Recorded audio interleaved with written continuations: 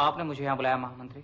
आचार्य विष्णुगुप्त, मैं आचार्यों का सम्मान करता हूँ और तक्षशिला के आचार्यों का विशेषकर, इसलिए मैंने सम्मान पूर्वक आपको यहाँ बुलवाया। अन्यथा मेरी सूचना आपको मेरे सेवक भी दे सकते थे। यदि यह सम्मान योग्यता के कारण है तो मैं इसे स्वीकार करता हूँ, अन्यथा इसे मैं अस्वीकार करता हूँ। आचार्य विष्णुगुप्त, मैं आपको सावधान कर रहा हूँ।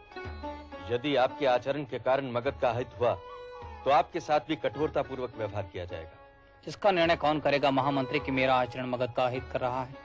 विष्णुगुप्त, यदि आपकी मगध के प्रति निष्ठा आपको बाध्य करती है कि आप मगध की संकुचित राजनीति का हित करने वालों से कठोर व्यवहार करें, तो मेरी इस धारा के प्रति निष्ठा मुझे बाध्य करती है कि जो जो इस धारा के हित में बाधक हो, कंटक हो, उनके साथ मैं कठोरता पूर्वक व्यवहार करूं और आवश्यकता पड़ने पर उनका विनाश भी। आचार्य विष्णुगुप्त, आप अपनी जननी के साथ द्रोह कर रहे हैं। पाटलिपुत्र मेरी मातृभूमि नहीं है और नहीं है वह तक्षशिला, नहीं है वह मगध और नहीं है वह गांधार।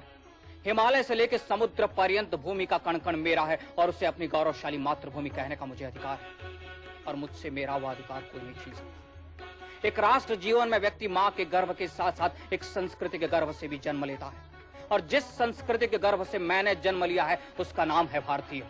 जिस धरा पर मैंने जन्म लिया है उसका नाम है भारतवर्ष। दुख है मुझे कि मुझे आपको और राज्य निष्ठा के अंधों को स्मरण कराना पड़ रहा है कि नंदवंश मगध नहीं और मगध नंदवंश नहीं। दुख है मुझे कि आप जैसे विद्वान पुरुष भी जब जब अवांछनीय राजकुलों पर संकट आता है तब तब उसे राज्य संकट अथवा राष्ट्र संकट की संज्ञा देते हैं। महामंत्री, मैं फिर एक बार आपको स्मरण कराता हूं कि नंदवंश मगध नहीं है। मगध इस राष्ट्र का एक अभिन्न अंग है और यदि विष्णुगुप्त चाणक्य राष्ट्रद्रोह करे तो वह मृत्युदंड का भागी होगा। और यदि आप जर्जर हो रहे नंदवंश का पतन नहीं देख पा रहे तो उसे मगध के हित की संज्ञा मत दीजिए महामंत्री। और यदि फिर भी आपको लगता है कि मैं अपनी जननी के साथ द्रोह कर रहा हूं तो एक दिन आपको अपना व्याकरण भी बदलना होगा। और जाते जाते विष्णुगुप्त चाणक्य इतना कह जाता है कि जो जो इस राष्ट्र की एकता व उत्कर्ष के मार्ग में बाधक हुआ वह नष्ट होगा, उसका विनाश करूंगा मैं।